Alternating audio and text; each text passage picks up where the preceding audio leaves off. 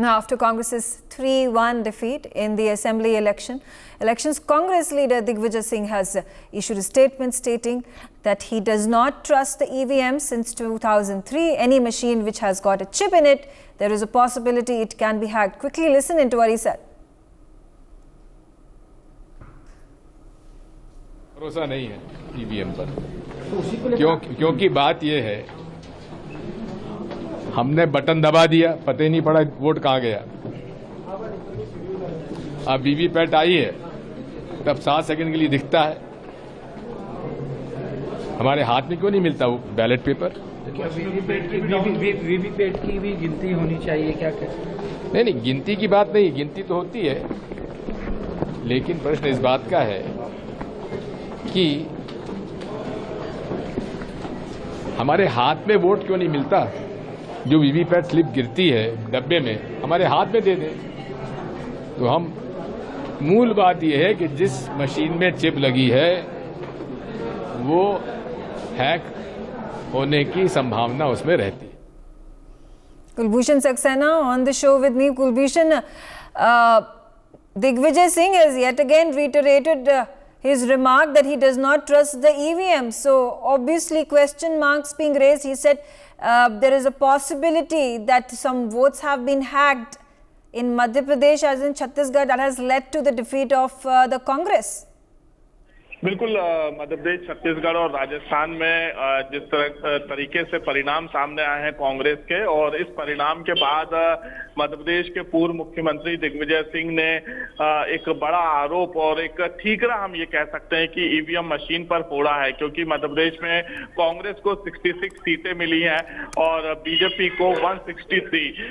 इसके साथ ही राजस्थान और छत्तीसगढ़ में भी जो परिणाम आए उसके बाद दिग्विजय सिंह अब ये कह रहे हैं कि 2003 के बाद मेरा ईवीएम मशीन से विश्वास उठ गया था। जिस मशीन में भी जो चिप लगी होती है उसे हैक कर लिया जाता है।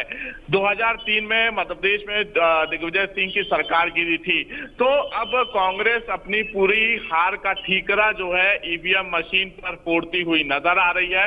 कांग्रेस ने ये प्लान बनाया है कि आगे चल के भी हम जो है ईवीएम का विरोध करेंगे। तेलंगाना में जीत कैसे हुई, कर्नाटक में कांग्रेस की जीत कैसे हुई, तो अपने कार्यकर्ताओं के मनोबल को बनाए रखने के लिए वो इस प्रकार की बातें बोलते हैं। आखिर कांग्रेस ने ईवीएम पर सवाल पहले तो नहीं उठाया, काउंटिंग के 3 दिन के बाद सवाल उठा रहे हैं। अब इलेक्शन कमीशन पर आरोप लगाएंगे, सरकारी मशीनरी का दुरुपयोग का ये आरोप लगाएंगे। तो कांग्रेस और विपक्ष का ये इतिहास रहा है कि जब जब चुनाव हारते हैं तो हार का ठीकरा जो है वो ईवीएम पर थोप देते हैं।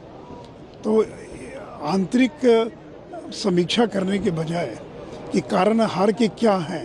हमारे साथ केंद्रीय मंत्री साध्वी निरंजन ज्योति हैं। साध्वी जी, जिस तरह से दिग्विजय सिंह ने ईवीएम को लेकर सवाल खड़ा किया है, क्या कहेंगे आप? अभी तो कह रहे थे कि हम 160 सीटें जीतेंगे। शिवराज सिंह और भारतीय जनता पार्टी मध्य प्रदेश में कहीं दिखाई नहीं पड़ेगी। विपक्ष के पास कोई अब मुद्दा नहीं बचा। गरीबों के लिए, किसानों के लिए, देश के लिए जो माननीय प्रधानमंत्री जी ने किया है, गरीब जनता, किसान जनता, आदिवासी, गिरवासी, जनजाति, ये पूरा समुदाय माननीय प्रधानमंत्री जी के कार्यों से प्रभावित हो भी रहा है, लाभान्वित भी हो रहा है। इस कारण से भारतीय जनता पार्टी की सरकार बनी है। अब ये विपक्ष को अपना मंथन करना चाहिए कि हमारे क्यों है, बजाय ईवीएम पर आरोप लगाने। सवाल क्यों खड़ा किया जा रहा है? अब ये जहाँ जीतते हैं वहां नहीं सवाल खड़ा करते। अभी तो उत्सव मना रहे थे जब कर्नाटक में जीते, हिमाचल में जीते तब उत्सव मना रहे थे, तब ईवीएम पर सवाल नहीं खड़ा किया। भारतीय जनता पार्टी जीती है, ये जीत इनको हजम नहीं हो पा रही। धन्यवाद। Rakesh Kumar Singh, India news, Delhi. For more such videos, subscribe to the NewsX YouTube channel, hit the bell icon.